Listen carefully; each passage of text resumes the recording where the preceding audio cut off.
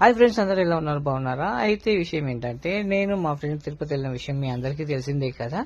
అయితే నన్ను సంక్రాంతి పండగ అయితే వాళ్ళ ఇంటికి తీసుకెళ్లాడు అనమాట. వాళ్ళ ఫ్యామిలీ నన్ను ఎలా చూసుకుందంటే, ఆడవారి మాటలకు అర్థాలు వేర్లేలో వెంకటేష్ ని ఎంత బాగా అయితే చూసుకున్నారో నన్ను అంత బాగా చూసుకున్నారనమాట. మా ఫ్యామిలీని మిస్ అయిన లోటే లేకుండా వాళ్ళు చూసుకున్నారు నన్ను.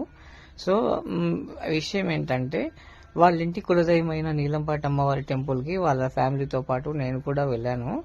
సో ఆ అమ్మవారి టెంపుల్ ఇదేనండి.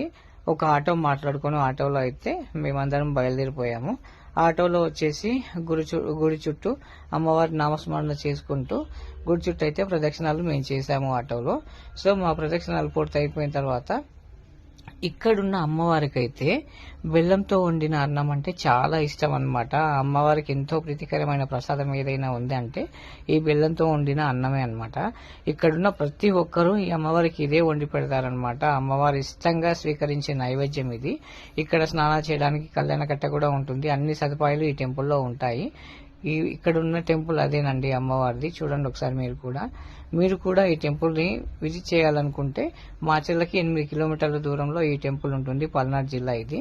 సో మేమైతే నైవేద్యం వండుకొని పోయిన తర్వాత మా దర్శనం అయితే కంప్లీట్ అయిపోయి మేమైతే ఇలా కూర్చున్నాము. నేను మా ఫ్రెండ్ అయితే వాళ్ళ ఫ్యామిలీతో పాటు ఇలా ఫోటోలు తీసుకున్నాం అనమాట.